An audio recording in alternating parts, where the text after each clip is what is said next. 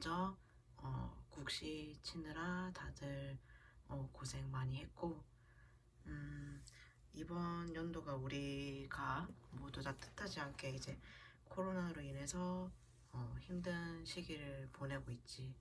그래서 1학년 때부터 이제 생소한 이 응급구조에 대해서 이제 또 새로운 정보를 얻느라 또 1학년 때는 힘들었을 거고, 또 2학년이 돼서 학년이 올라갈수록 이제 더 깊숙이 내용도 파고들고, 또 이제 실기에 관한 것들도 이제 우리 몸으로 익혀야 돼서 힘들었는데, 자, 3학년 때는 이제 국가고시라는 이제 큰 마지막 관문이 남아 있는데, 이 코로나가 이제 생기는 바람에 되게 혼란도 많이 왔을 거고, 좀 더 많은 지식을 내가 습득하고 머릿속에 넣어야 되는데, 그거에 있어서도 이제 많은 어려움이 있었을 것 같아. 물론 음, 이번에 시험 친 뭐 고3 수능생도 있고, 또 이제 뭐 취업을 준비하는 취준생도 그렇고, 그리고 시험을 치지 않더라도 일반 직장인들에게도 있어서도 이제 올해는 되게 힘든 2020년이었는데, 너네도 이제 국시 치느라 정말 정말 고생 많았고, 국시 치고 나서 이제 잠깐 이제 딴 생각을 접어두고 또 신나게 어, 놀아야 하는데, 그것마저도 이제 지금 코로나 때문에 허락되지 않아서 참 올해는 이제 이래저래 힘든 2020년인 것 같아.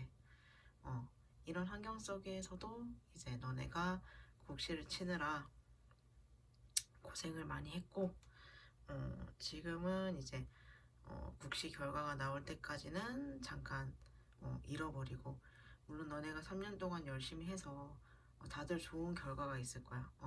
그래서 이제 응급구조사로서 이제 사회 첫 발을 디디는 그 순간만 남았는데, 그래서 이제 국시도 끝나고 해서 진도를 나가기도 그렇지. 우리는 이미 진도를 다 나갔고, 또다시 기초의학에 대해서 뭘 한다는 것은 좀 스트레스가 되지 않을까. 그치? 이미 국시를 끝냈는데 또 기초의학을 공부한다는 것은 나 같아도 별로 보고 싶지 않은 내용인 것 같아. 그래서 뭘 하면 좋을까 하다가 논문에 대해서 잠깐 얘기를 해볼까 해. 우리가 이제 국가고시 합격하고 뭐 병원을 취직을 하던, 또는 이제 소방을 위해서 시험 준비를 하던, 또는 뭐 산업체를 가던, 또는 뭐 해경, 이러한 여러 곳들에서 일을 하게 되면 논문을 한 번쯤은 볼 일이 있을 거라고 생각을 해. 나도 일을 하게 되면서 처음엔 논문에 대해서 아무것도 몰랐었는데, 일을 하다 보니까 내가 논문을 찾을 일이 또 생기고 하더라고. 그래서 우리가 이제 논문을 어떻게 읽는지, 그리고 어떻게 보는지, 그리고 어떻게 찾는지, 이런 거에 대해서 간단히 얘기를 해보려고 하는데, 그래서 오늘 내가 간단한 논문 주제를 가지고 왔어. 그래서 너네도 아마 첨부 파일로 받았을 거야. 그래서 그걸 같이 보면서 하면 될 것 같고, 그 전에 앞서서 이제 그 우리가 이제 기말고사가 또 남았잖아. 큰 시험 국가고시는 쳤지만 우리에게 기말고사가 남았는데, 지금 코로나 때문에 대면 시험보다는 이제 과제로 대체를 하려고 하는데, 그 과제가 뭔지를 지금 말해줄 거야. 그래서 과제가 뭐냐 하면 내가 관심 있는 분야에 관한 논문을 찾는 거지. 일단 크게 말해주고 다시 자세히 말해줄게. 논문을 찾고, 이제 내가 왜 이 논문을 찾게 되었으며, 그리고 이 논문에 있어서 중요하다고 생각하는 부분들을 뭐 그 부분을 줄을 그어도 되고 또는 적어도 되고, 그리고 이 논문을 다 읽고 나서 느낀 점. 그러니까 논문이라고 하면 되게 어려울 것 같은데, 예를 들어 우리가 공부할 때 아나필락시스 배웠지 얘들아. 아나필락시스 처치에 관한 내용도 논문으로 나와 있어. 그래서 되게 논문이라고 가면 되게 어렵다 이런 게 아니라 그거 말고도 이제 뭐 골반 골절 환자에서 처치를 어떻게 해야 되냐 그런 것들도 논문에 쭉 적혀 있거든. 그렇기 때문에 내가 이제 관심 있는 분야 가는 걸 찾는 거지. 그래서 좀 전에 말했듯이 아나필라시스에 관심이 있으면 이제 아나필라시스를 치면은 그에 관한 논문이 쫙 나와. 그래서 읽어보고 좀 내가 그래도 이해하기 쉬운 논문을 찾아서 선택을 하는 거지. 또 다른 주제면 이제 좀 전에 말했듯이 뭐 골반 골절 환자에서 처치를 어떻게 하느냐, 또는 심폐소생술 환자에 대한 것도 있고, 또는 이제 뭐가 있을까? 외상 환자, 또는 뭐 당뇨 환자, 내과적인 문제, 여러 가지가 많아. 꼭 뭐 우리가 기초에서 배웠듯이 뭐 소화기계, 내분비계 이런 건 너무 광범위하잖아. 그러니까 내가 평소에 관심 있었던 부분, 외상 파트가 될 수도 있고, 또는 아나필라시스가 될 수도 있고, 또는 내분비 계통에서 또 선택을 할 수가 있고, 자세하게 들어가면 뭐 당뇨도 있고, 뭐 쿠신 증후군에 관심이 있다 하면 그거에 대해서 해도 되고, 또는 골절 환자에 대해서 궁금하다, 아니면 뭐 뇌출혈 환자에 대해서 내가 좀 관심을 갖고 있다, 아니면 또 감염에 대해서 우리가 일하면서 감염에 될 수 있는 상황이 될 수도 있잖아. 그런 거에 대해서 뭐 감염에 대해서도 또 찾아보면 많은 논문들이 나와. 아니면 이제 현장에서 뛰고 있는 사람들이 이제 일하면서 뭐 느낀 점, 또는 응급구조사가 이제 소방에서 가게 되면 이제 폭력을 휘두르는 환자 때문에 맞는 경우도 있잖아. 그거에 관한 논문도 있어. 그래서 굉장히 많기 때문에 너네가 일단 생각나는 키워드가 있으면 그걸 쳐보면 돼. 그래서 논문에 자기가 관심 있는 논문을 하나를 찾아서 그거에 대해서 쭉 한번 읽어보는 거지. 그래서 내가 왜 이 논문을 선택하게 됐는지, 그리고 이 논문에서 중요하다고 생각되는 부분을 밑줄을 긋거나 또는 요약을 해서 적어도 되고, 그리고 이제 이 논문을 다 읽고 나서 느낀 점을 쓰면 돼. 그게 기말고사 과제야. 그래서 정리를 다시 하면,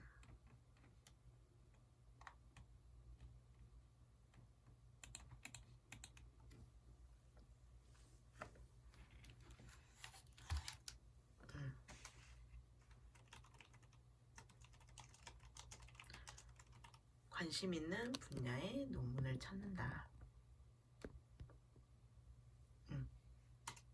그리고 논문을 읽기, 한번 읽고 중요한 부분을 밑줄을 긋거나 요약 정리하기.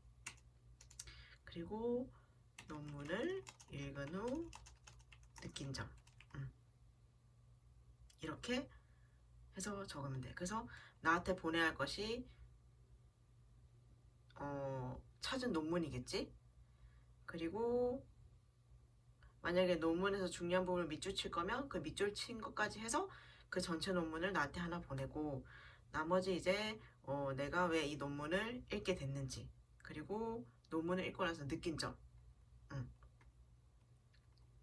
빠졌지?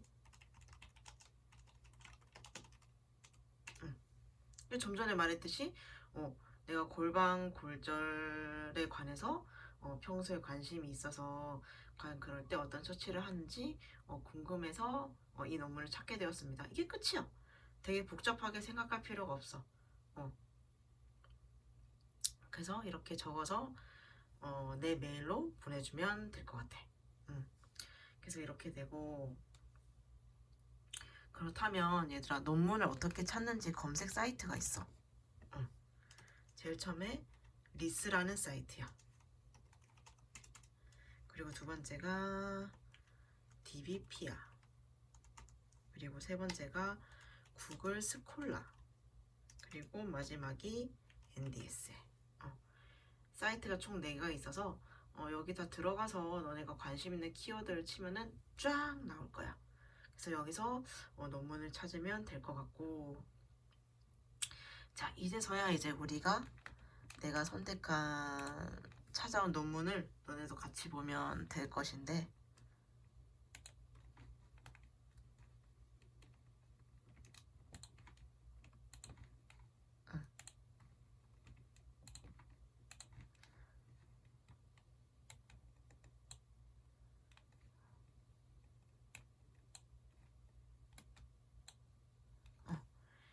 1급 응급구조사 명칭 개선을 위한 사전 연구. 너희한테 논문을 보여주면서 설명을 해야 되기 때문에 어떤 논문을 보여주면 좋을까 계속 생각을 했지. 그래서 너무 어려운 내용을 하기에는 너무 깊이 파고 들어가야 돼서 흥미가 금방 떨어질 것 같고, 그리고 한 주제를, 내가 흥미 있는 주제를 하기에는 또 너네들이 관심이 없을 수도 있고, 그래서 어떤 걸로 할까 계속 찾게 되다가 이런 논문을 또 있더라고. 1급 응급구조사 명칭 개선을 위한 사전 연구. 음. 그래서 우리 응급구조사라는 명칭을 전부터 되게 바꾸려고 되게 많이 노력을 했었는데 이거에 관해서 또 논문을 쓴 게 있더라고. 그래서 이게 논문의 첫 장이야.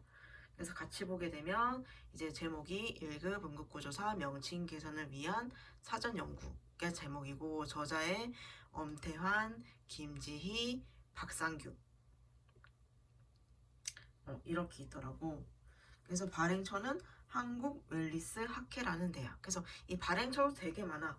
가장 익숙한 게 우리 한국 응급구조학회, 그리고 뭐 응급의학회, 또는 뭐 한국 유방암학회, 그리고 한국 간호학회, 뭐 아동간호학회, 굉장히 많아 발행처는. 그래서 발행처에 이렇게 들어가 있고,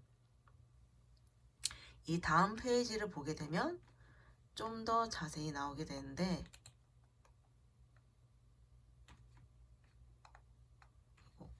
이거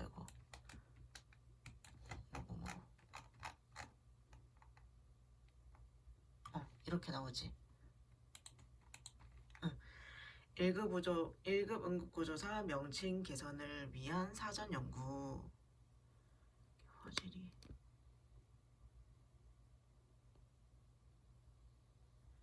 화질이 좋지가 않네. 그래서 여기 저자를 보면 엄태환, 김지희, 박상규 이렇게 있어. 그래서 모든 논문을 보면 한 명인 논문은 아마 없을 거야. 그래서 보통 이렇게 이름이 이렇게 있는데, 이 맨 앞에 있는 이름이 제1 저자라고 보면 돼. 제일 저자라는 게 뭐냐면 이 논문을 쓰는 데 있어서 이제 이 논문집에 제출을 하고, 또는 이 논문집을 주관하는 이 편집위원회랑 이 제출된 논문에 대해서 의견을 주고받고, 즉 이 논문에 대해서 총 책임을 진 저자를 제1 저자라고 하는데, 보통 제1 저자를 이 저자의 맨 앞에 쓰게 되는 거야. 그래서 총괄적인 책임을 맡고 있다고 볼 수가 있지.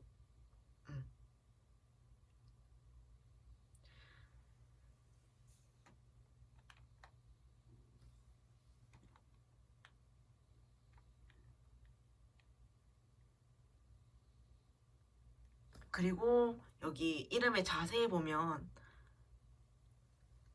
그 별 표시된 거 보이니 얘들아? 여기 김지희라고 해서 여기 끝에 별표가 있어. 이 별표가 붙은 사람을 교신 저자라고 하는 거야. 교신 저자는 뭐냐면 이 논문에 대해서 의견을 아마 주고받는 일이 있을 수가 있어. 예를 들어서 이 분들이 이 논문을 이렇게 냈잖아. 근데 예를 들어 내가 이런 거에 대해 관심이 있어. 그래서 혹시 이분들의 뭐 논문을 어디를 인용을 하고 싶어. 그러면 이 분들의 허락을 받아야 되잖아. 그럼 이때 내가 연락해야 되는 분이 저 김지희라는 선생님이야. 그래서 이 논문에 대해서 의견을 주고받는 책임을 진 저자를 교신 저자라고 하는데, 그에 대해서 붙은 게 이 별표가 있는 이 부분이라고 보면 돼. 그래서 이렇게 이름이 쭉 나열돼 있으면 맨 앞에 있는 게 이제 교신 저자가 되는 거고, 그리고 별표 표시가 있는 부분이 교신 저자가 되는 거야. 그래서 논문을 보게 되면은 별표가 있으니까 교신 저자구나 이렇게 기억을 하고 있으면 될 것 같아. 그래서 얘들아, 이걸 강의를 보면서 막 열심히 필기할 필요는 없어. 왜냐면 너희가 논문을 읽게 될 수도 없게 될 수도 있어. 하지만 한 번쯤은 읽어볼 것 같아서 그냥 너무 그때 읽을 때 생소하지 말라고 그냥 미리 알려주는 거기 때문에, 또 막 귀를 쫑긋 세워서 열심히 필기할 필요는 없을 것 같아. 그래서 그냥 이런 게 있구나, 이런 거였구나 하면서 들으면 될 것 같아.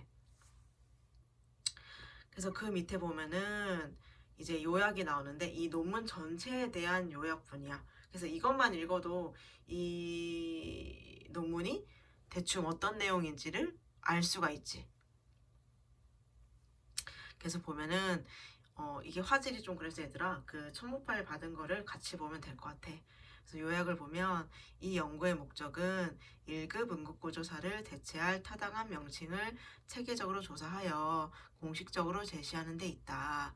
그래서 델타의 방법을 적용하여 1급 응급구조사, 응급의료사, 응급치료사, 응급구명사, 구급의료사, 구급치료사, 구급구명사 등 명칭을 도출하였고 1급 응급구조사 100명을 대상으로 휴대전화 면접을 통해 명칭을 조사하였다.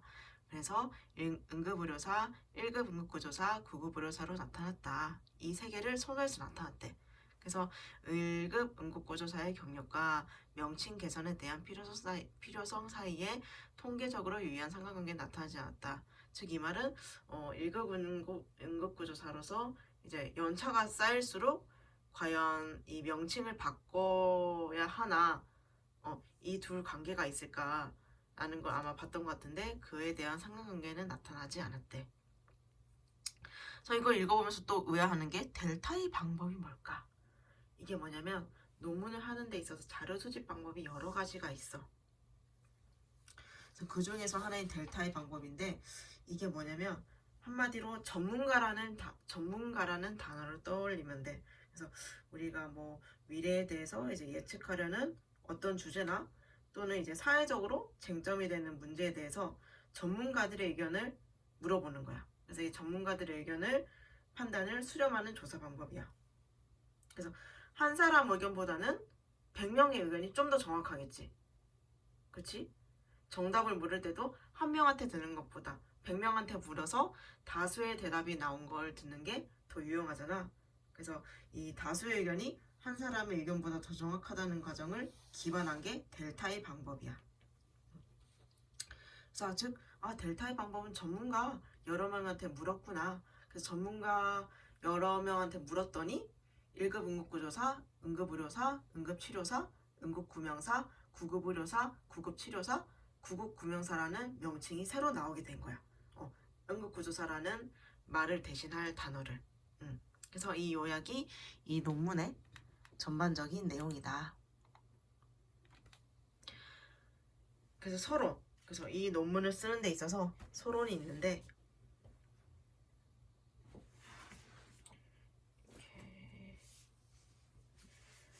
화질이 왜 이렇게 나올까? 다시 한 번 더 조절해볼까? 너무 가까워서 그런가? 조금 낫지. 그래서 서론을 우리 같이 보게 되면 아까 말했듯이 내가 논문에서 중요한 부분에 밑줄을 긋는다는 게 이렇게 하는 거야. PDF 파일에 이런 기능이 있고 이렇게 할 수 없으면 그냥 프린트해서 줄 거도 되고 형광펜으로 그래서 이런 식으로 하면 되고 서론을 같이 보게 되면 이제 1994년 응급의료에 관한 법률을 제정하면서 1급 응급구조사와 2급 응급구조사라는 명칭이 공식적으로 등장했으며 현재 3만여 명의 응급구조사가 교육과정과 양성과정을 통해 국가 자격을 취득하여 활동하고 있다. 그래서 이 응급구조사는 응급환자에 대해서 상담, 구조, 이송 업무를 하고 현장 이송 중 의료기관에서 응급처치를 한다고 규정이 되어 있다. 그래서 교육과정에는 기초의학, 전문응급처치학 총론, 전문응급처치학 강론, 응급환자관리학, 응급의료 관련 법령 등 국가시험 과목을 포함하여 기타 응급처치학, 현장 실습 과목 등 전공이 평균 110학점이다. 그래서 직무기술서에는 응급구조사가 응급상황에서 생명유지, 부상악화를 방지하기 위하여 현장 이송 중 응급의료기관에서 응급의료 서비스팀의 일원으로 응급처치를 하고 있다고 명시하고 있다.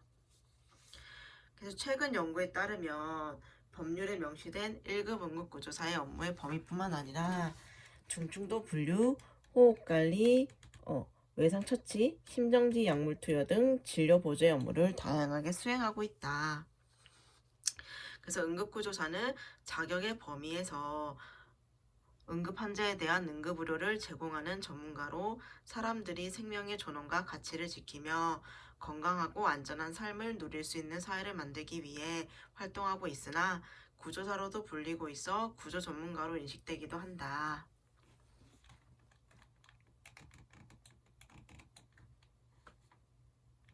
음, 어. 그래서 옆 단락으로 넘어가게 되면 인명구조사는 소방에서는 이제 인명구조사 2급 또는 1급 전문인명구조사 제도를 운영하고 있는데 이 인명구조사는 급박한 신체적 위험 상황 또는 위급한 상황에 처한 자의 생명과 신체를 보호하고 안전한 장소로 구출하는 업무를 수행하는 자격으로 명칭은 1, 2급 구조사와 매우 비슷하지만 구조 전문가이다. 또 이제 2017년도에는 해양경찰청에서는 이제 수상구조사 국가 자격 제도를 운영하고 있고 2008년부터는 대한적십자사에서는 이제 익수자를 구조하는 민간 자격으로 인명구조요원 제도를 운영하고 있어서 이제 다 구조사가 붙기 때문에 되게 명칭으로 혼란을 키우고 있다.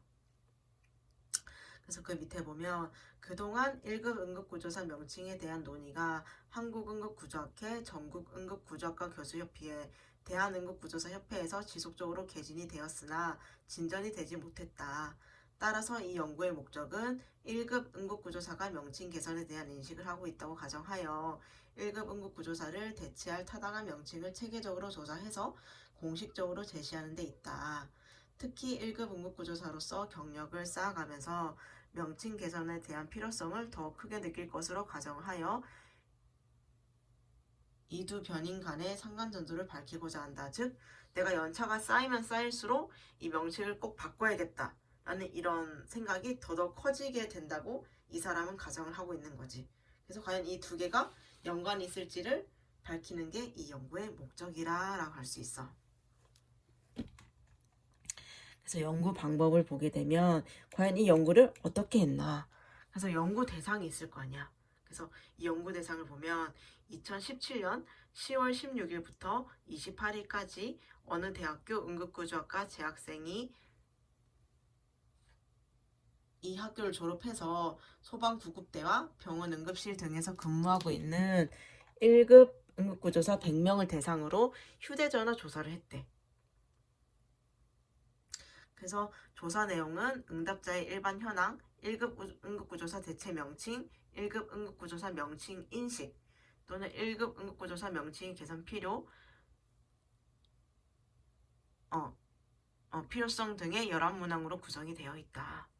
그래서 이 연구를 어떻게 설계를 했나 보면 이제 델파의 방법을 적용해서 한국응급구조학회, 대한응급구조사협회, 전국응급구조학과 교수협의회의 전임회장 7명으로부터 도출했대 명칭을. 그래서 과연 이 델타의 방법이 아까 전문가들한테 물어본다고 했잖아. 그래서 한국응급구조학회, 대한응급구조사협회, 전국응급구조학과 교수협의회에 있는 분들이 다 이제 전문가들이잖아.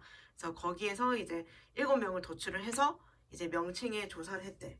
과연 어떤 걸 하면 좋을까 해서 추려봤더니 총 7가지가 나왔대. 그 첫 번째가 1급 응급구조사, 그 다음에 응급의료사, 그리고 응급치료사, 응급구명사, 구급의료사, 구급치료사, 구급구명사.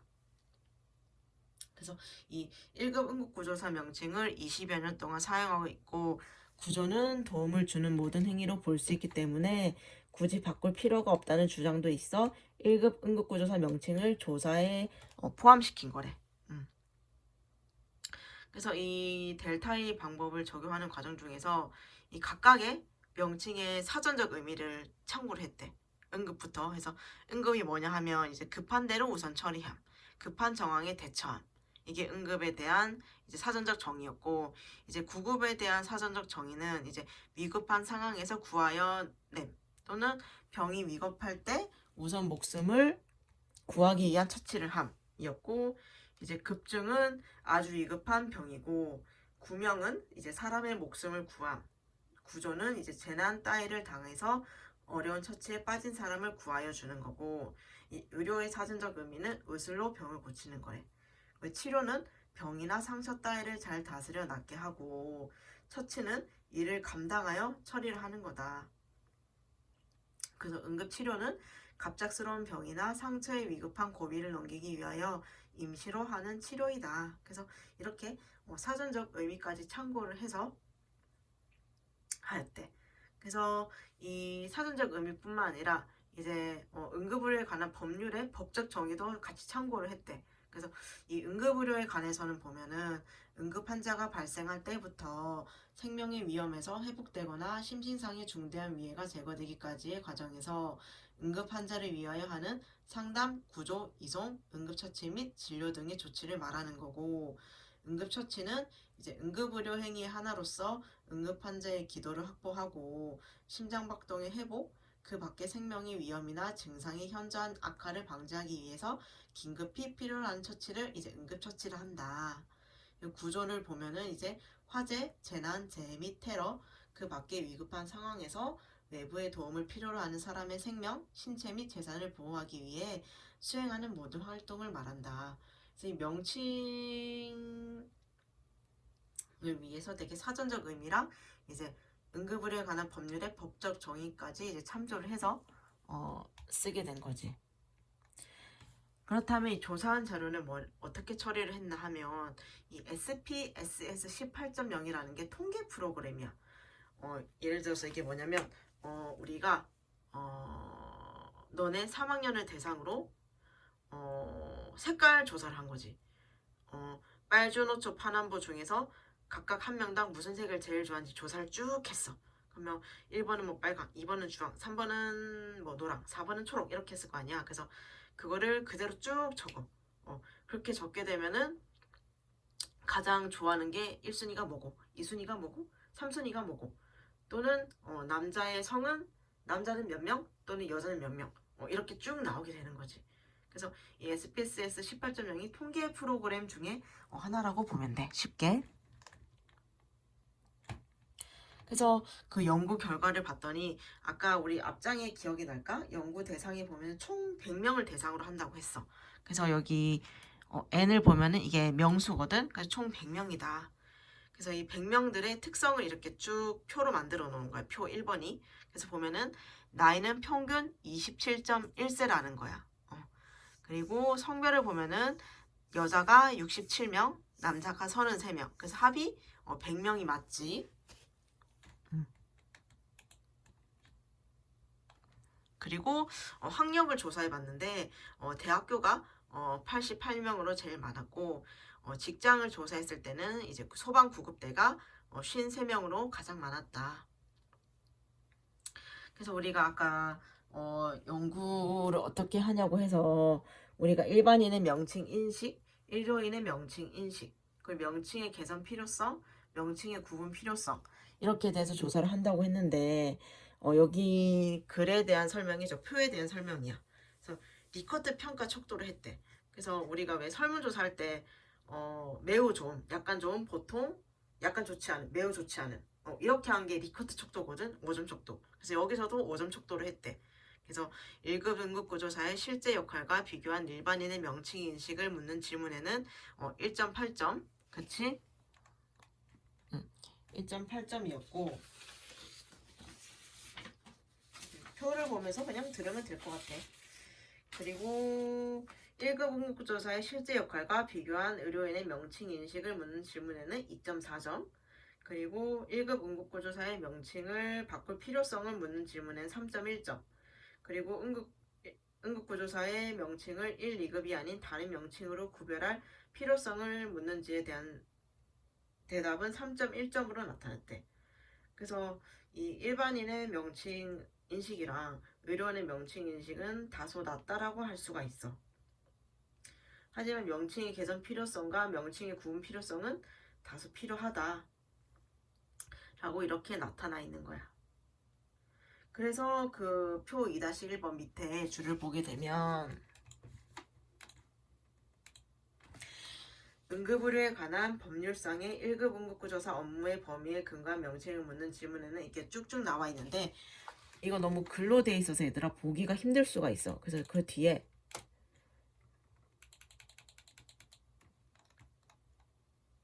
이 표 업무 범위, 교육 내용, 업무 경력에 따른 선호 명칭 이게 뭐냐 우리가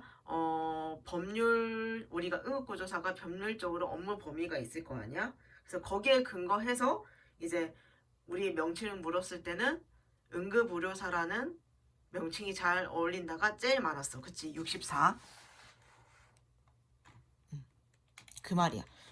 우리가 법률적 업무 범위의 기준을 해서 명칭을 뭘 했으면 좋겠냐고 했을 때 이게 제일 낫겠다라고 한 게 1순위가 응급의료사, 그리고 2순위가 1급 응급구조사, 3순위가 9급 의료사야. 그리고 학교 교육 내용이라고 돼 있는데 우리가 학교를 재학 시절 때 이제 우리가 학교에서 배운 교육 내용을 바탕으로 무슨 명칭이 제일 잘 어울리냐라고 물었을 때도 1순위가 응급의료사, 2순위가 1급 응급구조사, 그 3순위가 9급 의료사였어. 이제 또 마지막으로 우리가 사회에 나가서 직장에서 이제 우리가 업무를 했던 경력을 바탕으로 이제 명칭을 물었을 때도 1순위가 응급의료사, 2순위가 1급 응급구조사, 그리고 3순위가 9급 의료사였어. 그 말이 지금 위에 엄청나게 길게 나와있는 이 내용들이야. 이것보다는 이제 이 표가 좀 더 보기가 쉽지. 그래서 각 항목마다 제일 높은 게 이제 응급의료사고, 두 번째가 1급 응급구조사, 그리고 세 번째가 9급 의료사라고 나와 있었어. 그래서 이 표에는 나와 있지 않은데 여기 결과를 보면 이제 1급 응급구조사 경력과 명칭 개선에 대한 필요성 사이에는 통계적으로 위한 상관관계가 나타나지 않는다. 그래서 즉 관계가 없다는 거지. 연차가 쌓일수록 이제 명칭의 개선이 꼭 필요하다. 이렇게 생각할 거라고 가정을 했는데 그렇지 않다는 거지. 그래서 논의를 보게 되면 이 응급의료사는 미국의 이제 EMT를 번역한 것으로 응급구조학과 교수들도 선호하는 명칭이지만 응급의료 전체를 두루뭉술하게 나타내고 있어 명확성이 떨어지고 응급의학과 전문의와의 구별이 애매해지기 때문에 문제의 소지가 있을 것이다 라고 되어 있어. 그래서 개괄주의에 입각해서 간접의료 지도에 의해 폭넓은 업무를 수행하고 있는 미국의 경우와 달리 열기주의에 따른 직접의료 지도에 의해 좁은 업무를 수행하고 있는 우리나라의 현실에 비추어 파라메딕을 우리나라에 없는 전문응급구조사로 번역한 사례가 있으나 본 연구의 결과와 같이 오랫동안 쓰고 있는 1급 응급구조사를 선호하고 있다.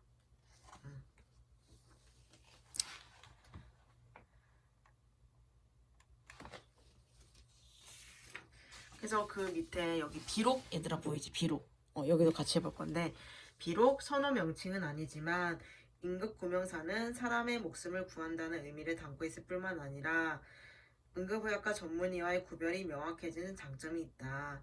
그래서 기존의 응급구조사와 가장 유사하여 명칭 변화에 따른 혼란도 최소화할 수 있을 것이다. 구급 구명사도 이와 비슷한 장점이 있지만 이거는 일본에서 사용하고 있고, 구급이라는 말은 과거에 많이 쓰였으나 현재에는 이제 응급이라는 말을 폭넓게 쓰고 있다는 점을 고려해야 할 것이다. 1급 응급구조사의 명칭을 바꾼다면 응급구조학과의 명칭도 바꾸는 것이 타당할 것이다. 그래서 국가자격시험 응시 조건에는 대학 또는 전문대학에서 응급구조학을 전공하고 졸업한 자로 되어 있어 대학의 학과 명칭 변경에 따른 해당 응시 자격에는 문제가 없을 것이다. 여기 마지막 단락을 보면 1급 응급구조사의 명칭을 바꾼다면 2급 응급구조사의 명칭도 바꿔야 할 것이다. 현재와 같이 1, 2급으로 구별하는 방안과 다른 명칭으로 구별하는 방안을 생각할 수 있을 것이다. 현재의 명칭으로는 3, 4년의 1급 응급구조사 교육과 9주의 2급 응급구조사의 양성에 따른 역할과 임무의 차이를 인식하기 힘들고 급수를 생략하여 같이 불릴 수 있기 때문에 구별할 수 있는 명칭이 좋을 것이다. 그래서 마지막 단락을 보면 1급 응급구조사 경력과 명칭 개선에 대한 필요성 사이에 상관관계는 나타나지 않았는데 조사 대상의 경력이 짧았기 때문인 것으로 보여 다양한 경력자를 대상으로 추가 조사를 하면 다른 결과를 얻을 수 있을 것으로 예상이 된다. 즉, 이 연구의 한계점을 말하고 있는 거야. 그치? 왜냐면 100명 정도밖에 안 했잖아. 그것도 이제 한 학교에 졸업해서 이제 소방이랑 병원 응급실 등에서 일하고 있는 100명 밖에 안 했기 때문에 이제 이런 결과가 나왔을 것이다 라고 하고 있어. 좀 더 이제 다양한 경력을 가진 사람과 좀 더 많은 사람으로 했으면 조금 더 결과가 달라졌을지 않을까 이렇게 말을 하고 있는 거지. 그래서 또한 전문가의 명칭은 해당 직종의 고유 특성 및 발전 과정의 고찰을 통하여 보다 타당한 명칭으로 개선될 수 있으므로 이에 대한 보다 폭넓은 조사도 병행해야 할 것이다. 설문조사 보고서로서 완성도가 다소 부족했던 것은 연구 대상의 수가 적고 한정된 설문조사로 진행한 사전 연구의 성격을 띠고 있었기 때문에 제시된 명칭을 바탕으로 많은 참여자를 대상으로 의견 수렴을 위한 정교한 후속 연구를 수행하며 누구나 수긍할 만한 새로운 명칭을 만들 수 있을 것이다. 이 연구의 한계점을 말하고 있는 거야. 그래서 결론을 같이 보게 되면 이제 델파이 방법을 적용하여 전문가의 의견을 받아 도출한 명칭 가운데 1급 응급구조사들은 법률, 교육 내용, 경력에 따라 공통적으로 응급의료사, 1급 응급구조사, 9급 의료사 등의 명칭을 선호했다. 그래서 의료사라는 명칭이 의료인 간의 혼동을 초래해서 제한이 있지만 조사 결과 및 선호 명칭은 1급 응급구조사를 대체할 타당한 명칭을 정하는데 후속 연구의 기초자료로서 활용될 수 있을 것이다. 이렇게 했어. 그렇지? 응급구조사라는 말이 보다는 좀 더 우리가 물론 법률적으로 우리 응급구조사의 업무 범위가 있지만 또 실제에서 하는 업무 범위는 다르거든. 그렇기 때문에 이게 과연 응급구조사라는 명칭이 맞는 것인가. 그래서 맞지 않다면 이걸 대체할 명칭이 또 뭐가 있을까 해서 한번 예비 조사를 한 거지. 했는데 아까도 말했듯이 그 세 가지가 얘들아 가장 유력했지. 우리가 지금 쓰고 있는 이제 1급 응급구조사를 포함해서 이제 뭐 응급의료사, 9급 의료사 이런 것들이 있지만 아직까지는 이제 1급 응급구조사라는 이제 이 명칭을 사용을 하고 있다. 그리고 우리가 1급만 있는 게 아니라 2급 응급구조사도 있기 때문에 이 명칭을 좀 더 구분해서 써야 하기 때문에 이 명칭을 바꾸는 게 되게 쉽지 않은 것 같아. 그래서 이런 논문은 얘들아 한 번쯤 그냥 흥미롭게 읽어볼 만한 내용인 것 같아서 이 논문을 내가 가져와 봤고, 그래서 어렵지 않아 얘들아. 그리고 마지막이 이제 참고 문헌. 내가 이 논문을 쓰면서 참고했던 그 사이트라든지 또는 남의 그 논문에서도 가져올 수 있어. 하지만 이 가져온 것을 이 참고 문헌에 적어야 하는 거야. 그래서 그걸 적지 않고 그냥 적었다면 그것은 무단으로 도용한 거지. 그래서 여기 영어로 적힌 것처럼 남의 논문 구절을 인용을 했다면 인용을 했다고 이 참고 문헌에 적으면 돼. 이렇게 논문은 쓰여진다. 논문이라고 하면 되게 어려울 것 같지만 어렵지 않아. 생각보다 어렵지 않아. 내가 생각했던 내용이 논문으로 나오는 경우가 되게 많아 얘들아. 이런 게 논문 내용이 있을까? 하는 게 되게 나와. 그래서 우리가 뭐 예를 들어서 BLS 교육을 하는 데 있어서 과연 몇 분 정도 하는 게 효율적인가? 이런 것도 논문에 나온 게 있어. 그래서 되게 우리가 평상시에 궁금했던 내용이 논문에 있는 경우가 많기 때문에 너네가 흥미있는 주제를 생각하게 되면 그거를 딱 검색했을 때 나올 확률이 굉장히 높아. 그래서 우리가 지금 잠깐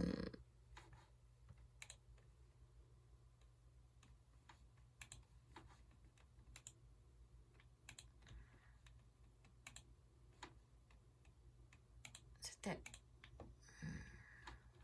됐다.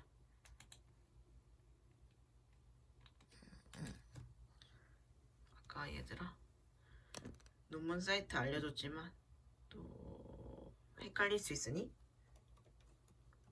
그래서 이 논문에 관한 걸 되게 너네랑 만나서 되게 자세히 알려주고 싶었는데 이 코로나가 또 심하게 되는 바람에 또 이렇게 온라인으로 하다 보니 또 내가 말하고자 하는 내용이 너네한테 잘 전달되지 않을 것 같아서 속상하기도 하고 너네가 또 잘 이해할 수 있을까 라는 생각이 또 속상하기도 하고 여러 가지로 애로사항이 있지만 그래도 너네가 쉽게 받아들였으면 좋겠어. 그래서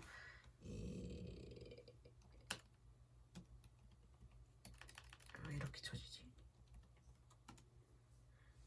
이렇게 RISS라 치면은 이 학술 연구 정보 서비스 있지 얘들아. 리스. 여기에 들어가면 돼. 여기에 들어가서 여기 무엇을 찾고 계세요? 이 칸에다가 응급구조사 이렇게 쳐도 여기 나오지 얘들아. 뭐 병원 내 응급구조사 역할 이 보면은 이 학술 논문, 뭐 학위 논문 이런 게 있어. 학위 논문이 얘들아 대학원 들어가서 석사 박사 할 때 쓰는 내용들. 그래서 주로 학위 논문이라는 얘들아 학술 논문을 너네가 참고를 했으면 좋겠어. 그래서 응급구조사 말고 뭐 골절 치면 나오려나? 그치 얘들아 골절 쳐도 내가 너무 광범위하게 쳤지만 골절을 쳐도 나올 수가 있단다. 그래서 또 다른 사이트 아까 리스 말고 DBP야. DBP야. 얘들 나오지. DBP야 치면 연구를 돕는 똑똑한 플랫폼. 또 이제 응급구조과를 쳐도 나와 얘들아. 이런 거 되게 많거든. 응급구조과 학생들의 뭐 만족도라든지 또는 여러 것들이 쭉쭉 나와. 또 뭐 감염.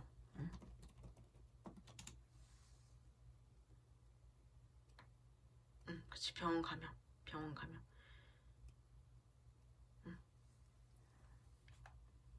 병원 내 감염. 이런 것들이 굉장히 많이 나와. 또 뭐 있었지? NDSL. 나오지. NDSL.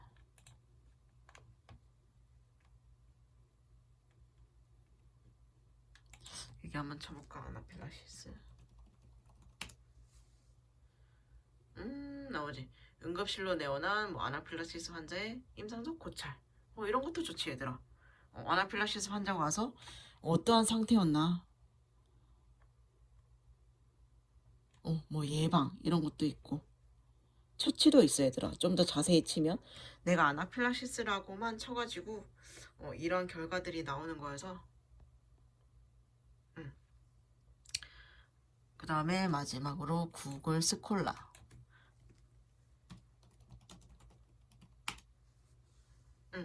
구글 학술 검색 나오지. 여기서도 쳐도 돼. 여기서 당뇨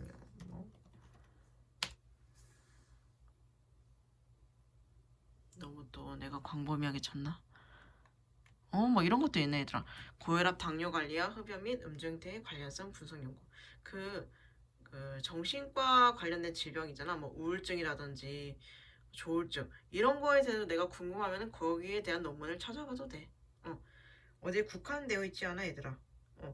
내가 이제 응급구조사라서 이제 병원이나 뭐 어디 이제 일을 하게 되면 다양한 환자들을 만나보게 될 거란 말이지.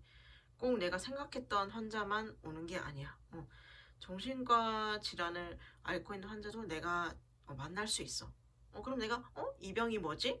궁금증이 분명히 생길 거란 말이지. 내가 뭐 응급처치를 할 게 없어도 내원하는 환자에 대해서 내가 궁금해하는 건 당연하기 때문에 이 정신적 질환과 관련된 논문을 찾아도 상관없어 얘들아. 너네가 관심 있는 걸 위주로 찾아보면 돼. 너무 얼매여 있지 말고. 그래서 이런 식으로 이제 논문을 찾아서 찾아보면 될 것 같아. 그래서 꼭 아까 내가 보여준 논문처럼 표가 없는 논문들도 많아 얘들아. 내가 그걸 어디서 찾았지?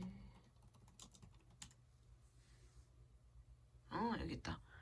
아나필라시스를 처치를 치면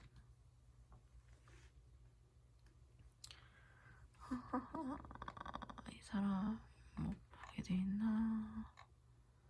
이렇게만 돼. 이게 논문이 끝이 얘들아. 보이니? 앱스트랙 요약 나와 있지? 그 밑에 서론이 나와 있어. 그리고 원인, 그리고 진단, 그리고 처치. 이게 뭐 이미지가 있긴 하지만 이렇게 이 표가 없는 논문들도 되게 많아. 글로만 쓰일 수도 있어. 중간에 표가 비록 있긴 하지만, 그래서 아까처럼 그런 표가 없다고 해서 당황은 하지 말고. 그리고 이런 논문을 딱 찾았을 때 아까처럼 그리고 얘들아, 미안해, 내가 그거를 말 안 해줬다. 다시 처음으로 돌아가서 이게 보면은 출처 얘들아, 다시 처음에 돌아가 볼래? 출처를 보면 아까 말했던 한국 웰리스 학회지가 나와 있어. 그리고 13가로 4 돼 있고 2018년 11월 73에서 79 7페이지로 돼 있는데, 저게 의미하는 게 뭐냐면 이 2018년도 11월에 한국 웰리스 학회지 이 13이 권을 말하는 거야. 13 13번째 권의 4호에 실린 논문이야. 그러니까 즉 한국 웰리스 학회지 2018년 11월에 제 13권 4호에 그 73페이지부터 79페이지에 실린 논문이다. 이렇게 보면 돼. 그래서 13이 권, 그리고 4가 호를 말하는 거야. 그래서 13권 4호에 73페이지에서 79페이지에 실려있는 논문이다. 그래서 이분 거도 보면은 봐봐.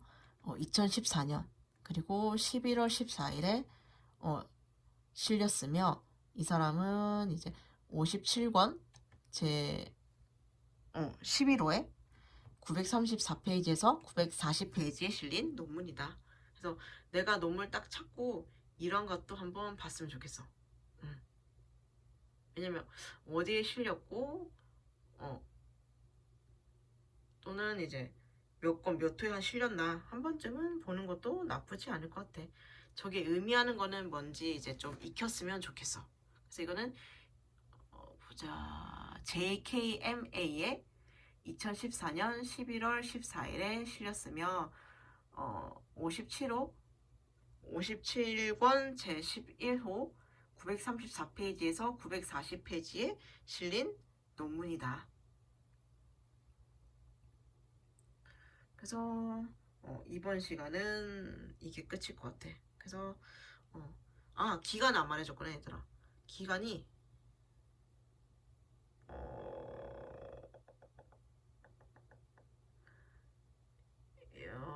기간을 내가 아직 정하지 못했는데,